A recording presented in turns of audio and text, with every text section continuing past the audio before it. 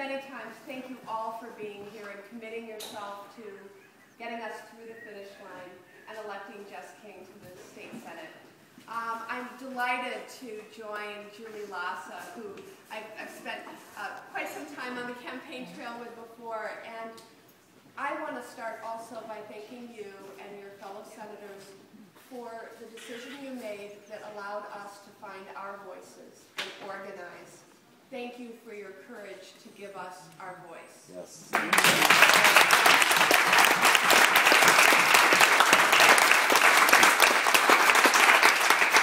We're here to turn the fabulous 14 into the fabulous 20.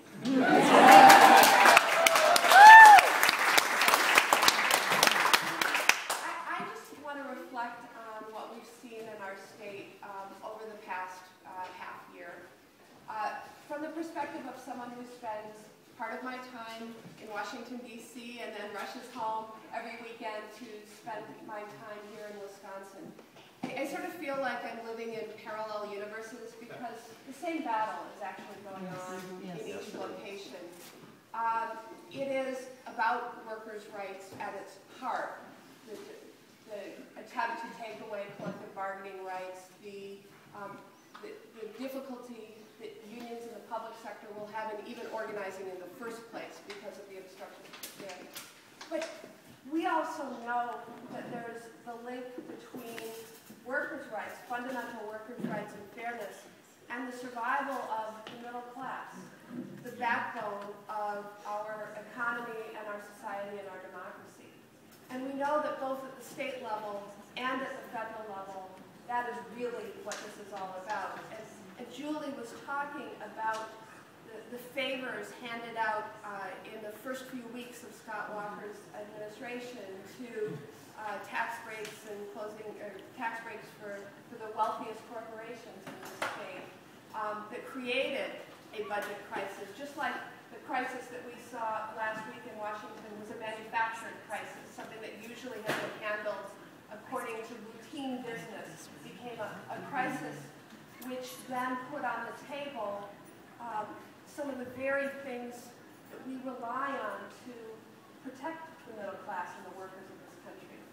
And I actually go back to, I think, the statement that put it most crisply in Obama's State of the Union address earlier this year, that to win the future, we must out-educate, out-innovate, and outbuild the rest of the world.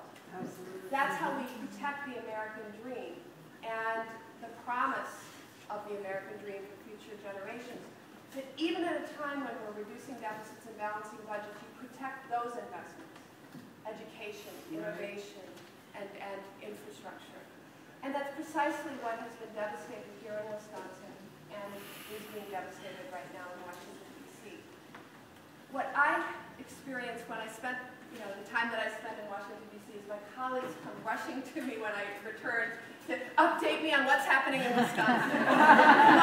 you give us hope. And they started asking me, as soon as the rallies and protests began across the state, but certainly with high visibility protests in the city of Madison.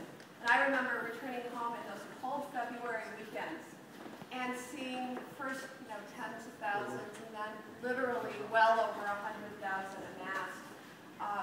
I remember the day where it was 10 degrees and snowing.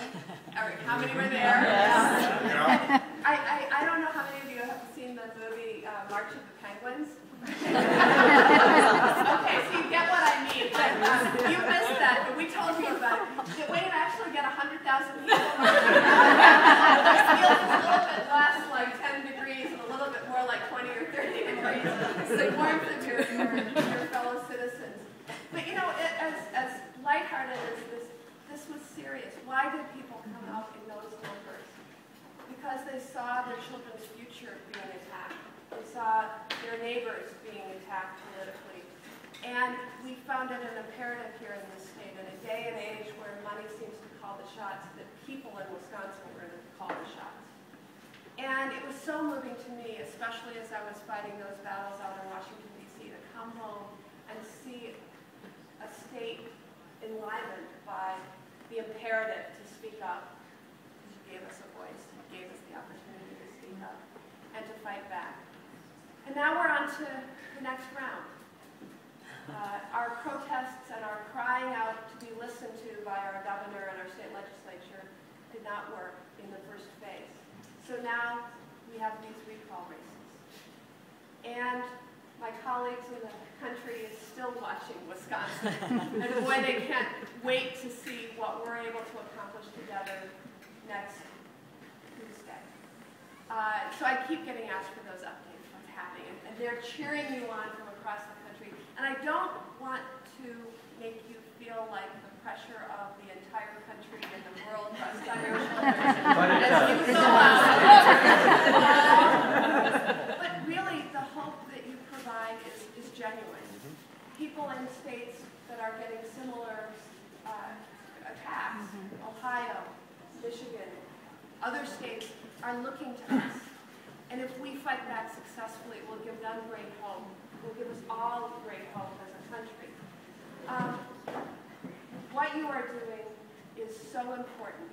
But I also want to get back to how you close the deal. This is the get out the vote weekend. This is the end. First of all, you have a candidate here in Jess King who is just phenomenal. Her story is so inspiring to me. I know she is to all of you. And of course, that makes the job easier because she's going to be a fabulous state senator and she is going to listen and she understands. She is people of this district. But closing the deal is one-on-one. And while you'll have some people who said, I've been called a million times, I've been knocked, doors been knocked a million times, I'm getting sick of it, you're there because you care about the future of the state. You're there because you want the state back, and you want the politicians to listen. And you close the deal one-on-one. I repeat the story many times, but there's a former Speaker of the House of Representatives, Tip O'Neill, and he wrote a book at the end of his tenure in Congress, All Politics is Local, and everyone remembers that title, All Politics is Local, and that's a truism. It's true. But there's a chapter in that book called You Gotta Ask. And he basically tells the story of when he's first running for Congress, and he and his wife are heading out of the house to go to the polling place to cast his first vote for himself. And he sees the neighbor lady, and the neighbor lady says, Tip, I'm going to vote for you even though you didn't ask. Even though he didn't ask. And he thought to himself, okay, when I see the neighbor lady struggling to shovel her snow, I go grab my shovel and I come over and I help her. Or if she's, taking her groceries out, she has too much to carry, I run over. And he thought he sort of earned that without asking. You gotta ask. When you think about it, it's a contract you've made. It's a verbal contract. Maybe a handshake could be involved. But if I say, Deborah, can I have 2 more hours of volunteer time from you? And you say yes, we've made a deal. We made a bargain. And Jess can count on your vote. You say yes, you've made a bargain. And that's how you close the deal. And that's what you're all doing for the next days until election time is over and the polls close on Tuesday. You're making that one-on-one. So the weight of the world may be on your shoulders, but it's one person at a time. And so I just want to thank you from the bottom of my heart. You inspire me. What you're doing right now gives me hope, just like it gives so many other people hope. And let's get through that finish line. Let's get Jess King elected. Let's have Wisconsin make a noise that reverberates around the country and, frankly, around the world.